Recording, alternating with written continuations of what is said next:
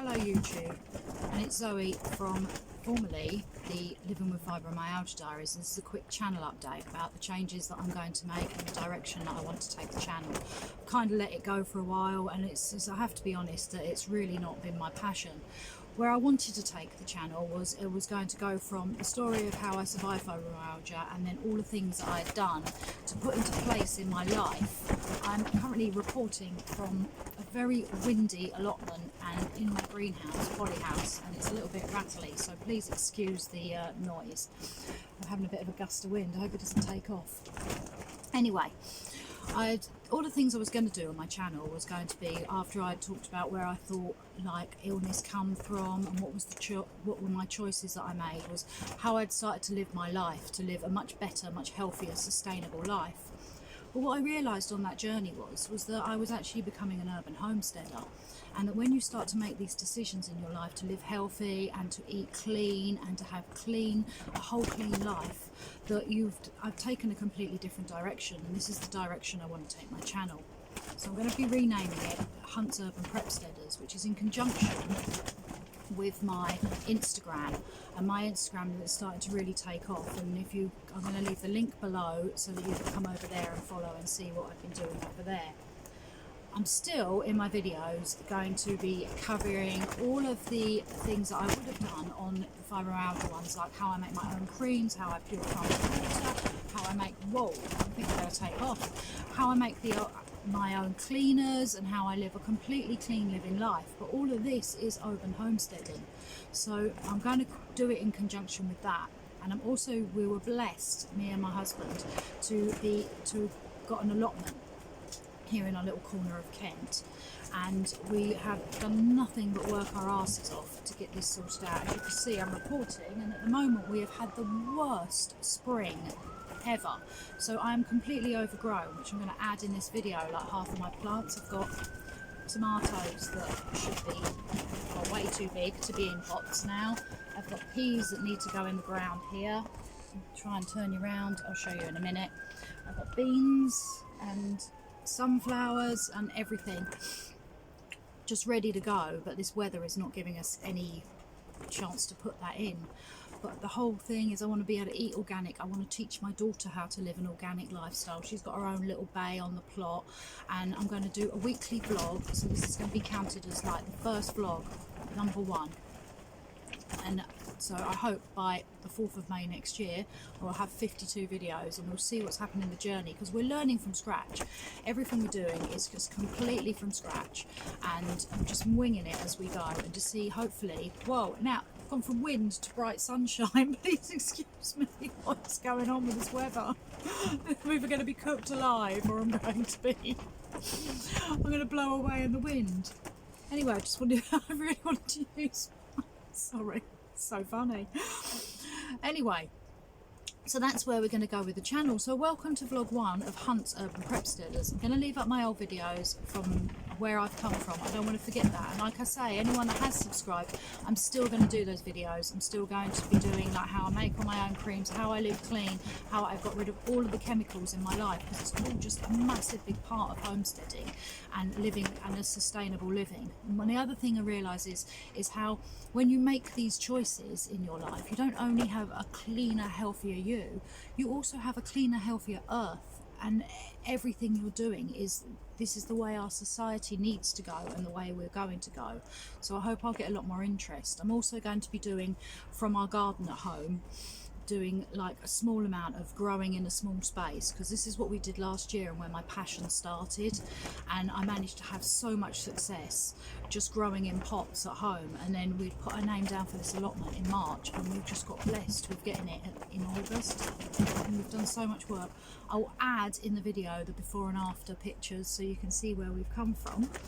And now I'm just going to, hopefully without taking off, take you on a little journey around our plot.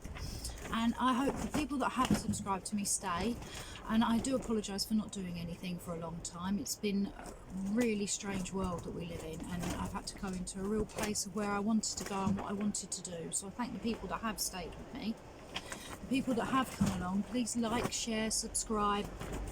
Come join us on our journey of trying to live in a little city just trying to be sustainable, live healthy, bring my daughter up in a good, healthy way, making the right choices for our earth and for herself in a scary new world that we live in. So anyway, I'm going to take you now. I'm going to stop the video and then start it because I don't know how to flip the screen because I'm not an expert. So I'm going to take you now on a journey and show you around. Everything on our allotment we have built from scratch, and we've started, well, my husband has built from scratch and he's currently out there now trying to fix the one thing I built. It's blown away in this wind, bless him, and he's hammering it in, ready to go. So I hope like by in the next 3 or 4 months you're going to see what looks like just barren land, completely overgrown with all the beautiful veg.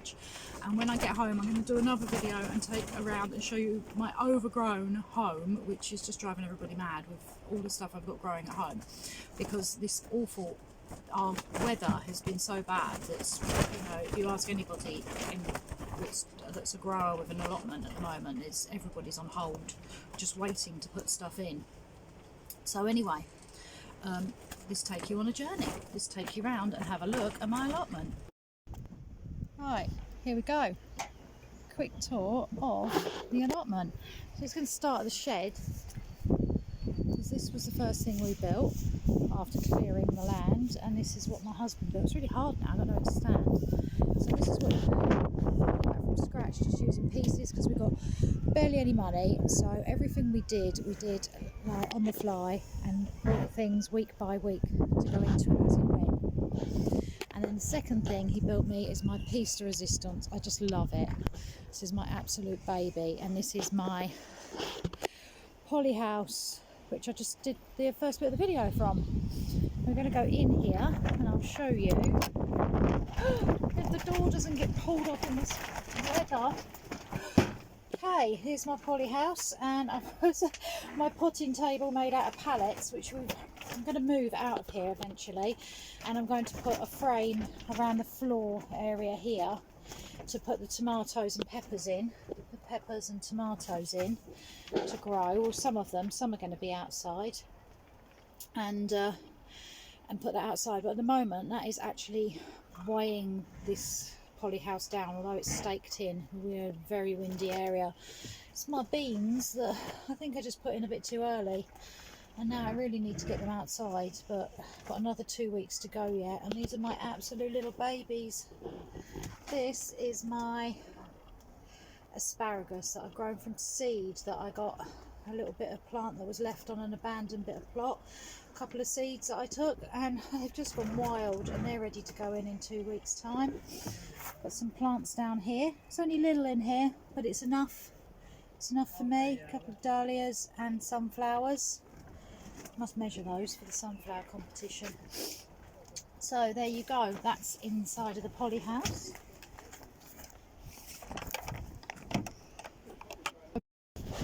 Right, okay, so this is my brassica bay, and this has been built to be put all of the brassicas in, and it's starting to rain now, which is wonderful, finally getting some rain. So in here I've got kohlrabi, and we've got some, it's going to be a fun crawling expedition planting in here and harvesting from here, but it's much better than having cabbage fly all over everything. And this is my Brussels sprouts in the corner. That's all I've got in so far.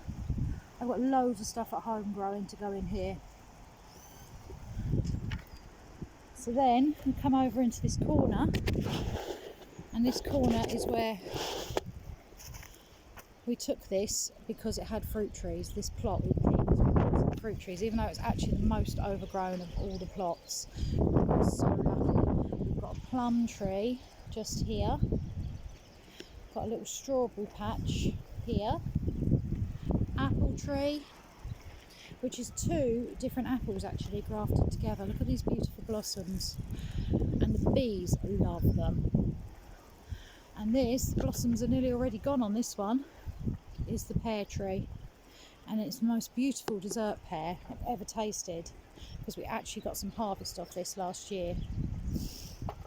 And take you round and go back past the shed, and here is the first harvest. We already had an established rhubarb which we've just picked, which is absolutely beautiful.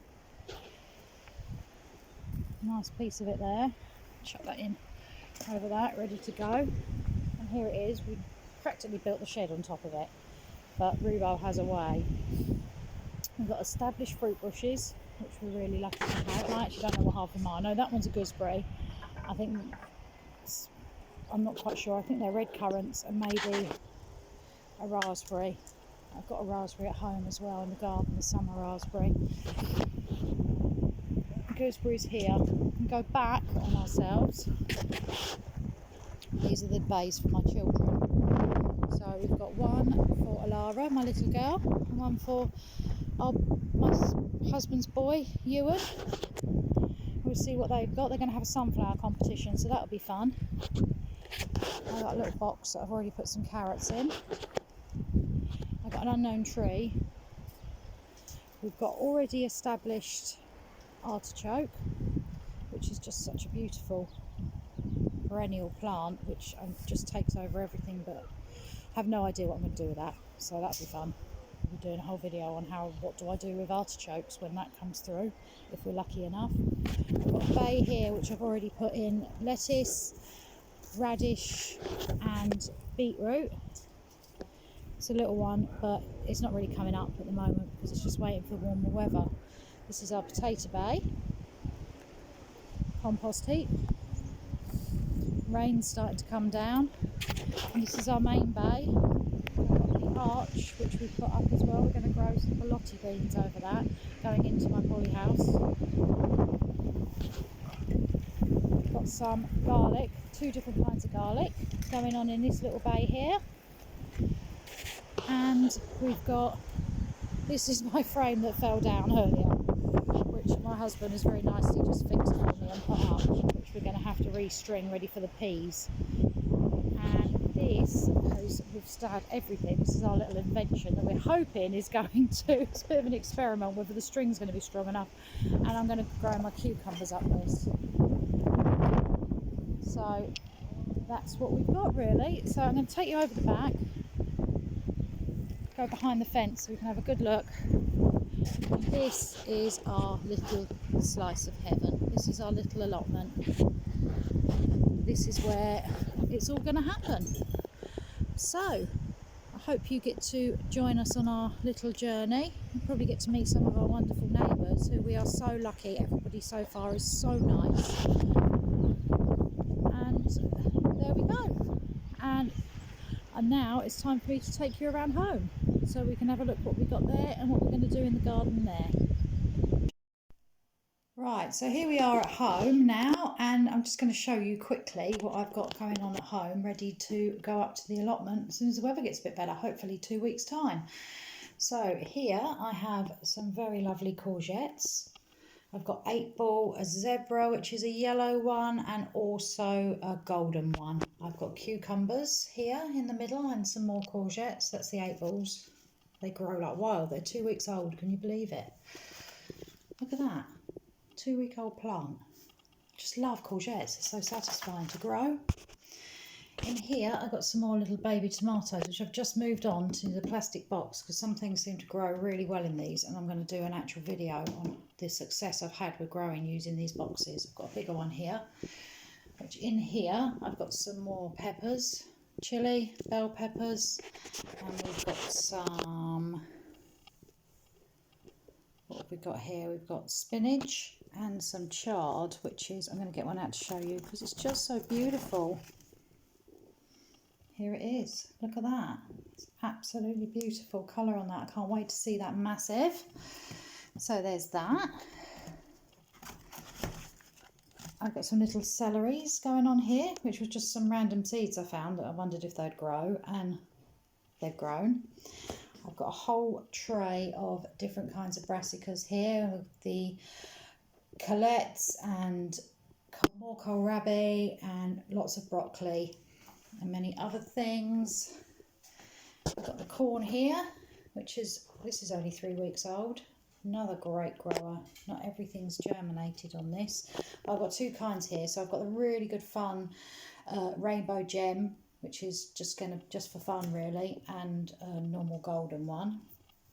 Got some sweet peas for my back garden, and some more of my beautiful bad boy tomato plants. Let's get that away here.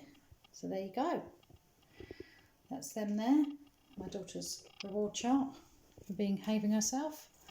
And there you go. That's all my plants I've got at home. So hopefully, as you can see, we're going to have some great fun this year and see how it all goes.